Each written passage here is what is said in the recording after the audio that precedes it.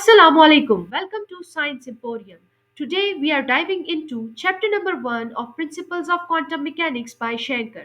Trust me, you don't want to miss this. In this video, I am going to show you lots and lots of quantum mechanical tools to solve different problems of quantum mechanics, starting with the linear vector spaces. So let's get into it.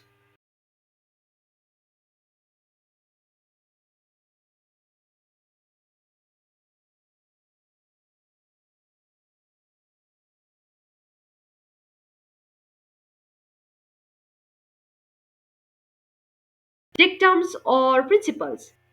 You will be equipped with necessary mathematical machinery.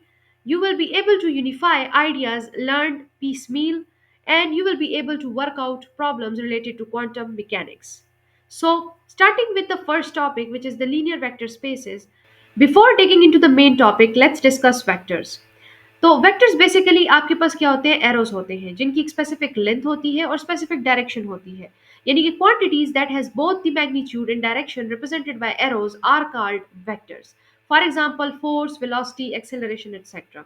Now, suppose if there is an object and you are applying 2 Newton force on the object in the west direction, then you can represent it like this vectorially.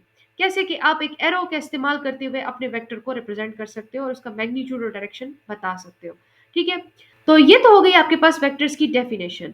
अब आपने ये भी पढ़ा है कि vectors जो है वो आपके पास सर्टेन रूल्स को ओबे करते हैं.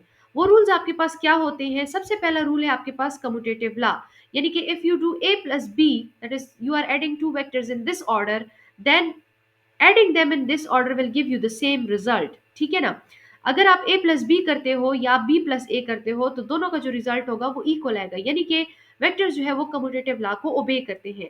इसके अलावा आपके पास जो वेक्टर एडिशन होती है वो एसोसिएटिव होती है, यानी कि अगर आप इस फॉर्मेट में अपने वेक्टर प्रॉब्लम को सॉल्व करते हो तो बोथ साइड्स पे आपका जो रिजल्ट आएगा वो इक्वल आएगा. ठीक है ना? अगर यहाँ पे टू रिजल्ट आ रहे हैं इस प्रोसेस को करने के बाद तो यहाँ पे भी आपके पास टू रिजल्ट आएगा. ठीक है ना?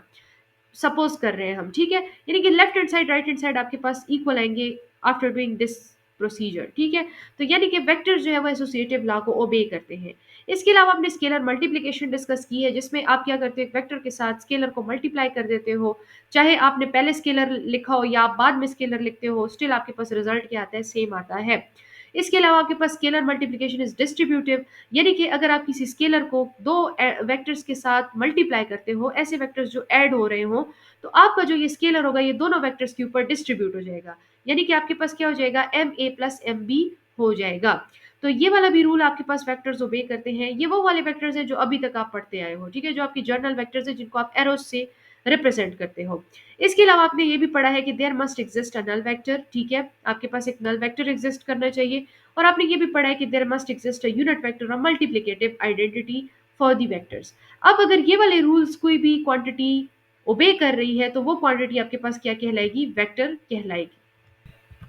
Now, from the above rules, we will abstract some features or axioms and say that any set of objects obeying these axioms would form a linear vector space.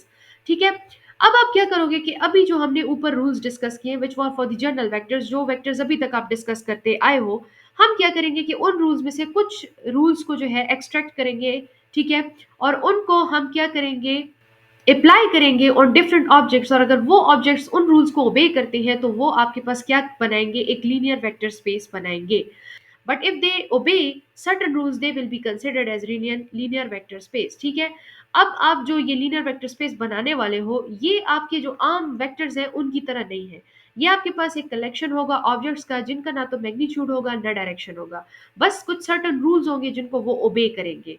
Like for example, अगर आप कोई table उठा लो, ठीक है, कोई भी चीज़ उठा लो surroundings में आपकी पड़ी हो, चेयर हो, टेबल हो, सोफा हो, कुछ भी आप उठा लो. ठीक है, और उसके ऊपर आप ये वाले रूल्स अप्लाई कर दो. ठीक है, अगर वो सोफा, वो चेयर या फिर आपका वो टेबल जो है इन रूल्स को ओबे करेगा जो हम वेक्टर स्पेस के लिए डिफाइन करेंगे, तो वो सोफा, वो चेयर, वो टेबल आपके पास एक लीनियर वेक्टर स्पेस कहलाएगा. ठीक है, तो बेसिकली हम जो वेक्टर्स का कॉन्सेप्ट है उसको अब मोर जनरलाइज्ड फॉर्म में लेकर आएंगे. ठीक है, डेफिनेशन देखते हैं वेक्टर स्पेस की. So a linear vector space represented by this symbol is a collection of objects, that is vector 1, vector 2 up to vector v, vector w. ठीक है, are called vectors for which there exist. अब इनके लिए कुछ rules exist करते हैं, अगर वो ओबे होंगे तो फिर आपके पास वो चीज़ क्या कहलाएगी, वो ऑब्जेक्ट क्या कहलाएगा, या वो सेट ऑफ ऑब्जेक्ट्स या कलेक्शन ऑफ ऑब्जेक्ट्स क्या कहलाएगा, एक लीनियर वेक्टर स्पेस कहलाएगा। ठीक है, ये वाला सिंबल आपके पास यूज किया जाता है to represent a linear vector space. अब पहला रूल आपके पास क्या है, it is known as the closure property, जिसके अकॉर्डिंग अगर आपके पास दो वेक्टर्स हैं सपोज, और वो आपके पास वेक्टर स्पेस को बिलोंग करते हैं, तो उन दोनों वेक्टर्स का सम भी आपके पास लीनियर वेक्टर स्पेस को बिलोंग करेगा। यानी कि अगर आप दोनों वेक्टर्स को ऐड करते हो तो that should belong to the given set of objects, जो आपको एक गिवन स्पेस है उसको बिलोंग करना चाहिए। ठीक है, इसके अलावा आपके पास स्केलर मल्टीप्लिकेशन आती है which is distributed in vectors, यानी कि अगर आप किसी स्केलर को दो वेक्टर्स के साथ क्या कर देते हो, मल्टीप्लाई कर देते हो, ऐसे वेक्टर्स जो आपस में ऐड हो रहे हो, तो जो आपका स्केलर होगा वो इन दोनों वेक्टर्स पे क्या हो जाएगा, डिस्ट्रीब्यूट हो जाएगा as a vector B plus a vector W. इसके अलावा जो स्केलर मल्टीप्लिकेशन आपके पास वो क्या है, डिस्ट्रीब्यूटिव है इन स्केलर्स, यानी कि अब अगर आप दो स्केलर्स को ऐड करें और उसको किसी वेक्टर से मल्टीप्लाई कर दो तो वो वेक्टर जो है वो इन दोनों स्केलर्स पे डिस्ट्रीब्यूट हो जाएगा, यानी कि A vector V plus B vector V आ जाएगा। ठीक है, इसके अलावा आपके पास नेक्स्ट रूल क्या है कि जो स्केलर मल्टीप्लिकेशन है वो क्या होती है, एसोसिएटिव होती है, यानी कि अगर आप a into B vector v करते हो तो वो आपके पास ए बी वैक्टर v के इक्वल आना चाहिए। इसके अलावा एडिशन इज कम्यूटेटिव, यानी कि अगर आप इस ऑर्डर में दो वेक्टर्स को ऐड करते हो या फिर इस ऑर्डर में ऐड करते हो, रिजल्ट आपके पास दोनों का एक दूसरे के इक्वल आएगा। अगर यहाँ पे 2 रिजल्ट आ रहा है तो यहाँ पे भी 2 रिजल्ट आएगा, यहाँ पे 3 आ रहा है तो यहाँ पे भी 3 आएगा, यानी ऑर्डर डजेंट मैटर। आपके पास दो वेक्टर्स को आप किसी भी ऑर्डर में ऐड कर दो वो आपके पास कम्यूट करेंगे। ठीक है, फिर एडिशन इज एसोसिएटिव, यानी कि आप अगर इस फॉर्मेट में, या भी हमने ऊपर वेक्टर्स में यही रूल्स पढ़े हैं, ठीक है ना, और वही रूल्स हम यहाँ पे अपने लीनियर वेक्टर स्पेस के लिए भी डिफाइन कर रहे हैं कि अब आपके पास क्या है, कुछ वेक्टर्स हैं जिनको आप एसोसिएटिव लॉ उन पे अप्लाई कर रहे हो, और अगर दोनों साइड्स पे आपके पास सेम रिजल्ट आता है तो आपका जो वेक्टर स्पेस है वो लीनियर वेक्टर स्पेस है। इसके अलावा आपके पास इनके लिए नल वेक्टर एग्जिस्ट करता है, नल वेक्टर को आप इस तरह से रिप्रेजेंट करते हो, और इसके लिए आपके पास प्रॉपर्टी क्या है कि अगर आप किसी वेक्टर को नल वेक्टर के साथ ऐड कर दो तो आपको वापस अपना वेक्टर मिल जाएगा। ठीक है, इसके अलावा आपके पास क्या है, for every vector v there exist an inverse under addition that is the negative v such that कि अगर आप वेक्टर को अपने इनवर्स के साथ ऐड कर दो तो वो आपके पास जीरो यानी कि नल वेक्टर देगा। ठीक है, तो अगर अब ये वाली प्रॉपर्टीज आपके पास सेटिस्फाई हो रही हैं तो इट मीन्स दैट कि आपके जो ऑब्जेक्ट्स हैं जिनको हम वेक्टर्स कह रहे हैं फॉर द टाइम बीइंग, ये आपके पास क्या कहलाएंगे, लीनियर वेक्टर स्पेस कहलाएंगे। ये जो आपके ऑब्जेक्ट्स हैं या वेक्टर्स हैं, ना तो इनकी मैग्नीट्यूड है ना इनके डायरेक्शंस है, लेकिन अगर ये आपके पास इन रूल्स को ओबे कर रहे हैं तो वो आपके पास क्या कहलाएंगे, लीनियर वेक्टर स्पेस कहलाएंगे। Now, field of the vector space. The numbers a, b scalars are called the field of a vector space over which the vector space is defined. यानी कि आपके जो ये नंबर्स हैं a b जो कि basically आपके स्केलर्स हैं, ये आपके पास बेसिकली क्या है, फील्ड है एक वेक्टर स्पेस की जिस पे वेक्टर स्पेस को डिफाइन किया जाता है। अब आपका जो वेक्टर स्पेस है वो डिवाइड होता है टू टाइप्स में on the basis of field. ठीक है, एक आपके पास क्या है, रियल वेक्टर स्पेस है। Now the field consist of all real numbers, यानी कि अगर आपके स्केलर्स रियल नंबर्स है, यानी कि ए बी जो आपका है अप टू सो ऑन वो सारे के सारे रियल नंबर्स है, तो इट मींस दैट कि आपका जो वेक्टर स्पेस है वो क्या है, आपके पास रियल वेक्टर स्पेस है। अब रियल नंबर्स आपके पास क्या होते हैं, तो रियल नंबर्स क्या होते हैं, the union of both rational and irrational numbers. They can be both positive or negative numbers. All the natural numbers, decimals and fraction come under this category. तो रियल नंबर्स बेसिकली आपके पास rational and irrational numbers का union होता है। इसमें आपके पास natural numbers, whole numbers, decimals, fractions, सब कुछ रियल नंबर्स की कैटेगरी में आता है। ठीक है, इसको हम डिनोट करते हैं with capital R. Rational numbers क्या होते हैं, आपके पास जो p बाई क्यू फॉर्म वाले नंबर्स होते हैं, ठीक है, जैसे 3/5, 10/15 एक्सेट्रा। इरेशनल नंबर्स क्या होते हैं, ये वो वाले नंबर्स होते हैं जिनको आप p बाई क्यू फॉर्म में नहीं लिख सकते, यानी कि non terminating and non repeating numbers, for example √2। ठीक है, इसके अलावा इंटीजर्स आपके पास क्या होते हैं, जो कि आल्सो रियल नंबर्स कहलाते हैं, यानी कि negative positive numbers basically integers ही होते हैं।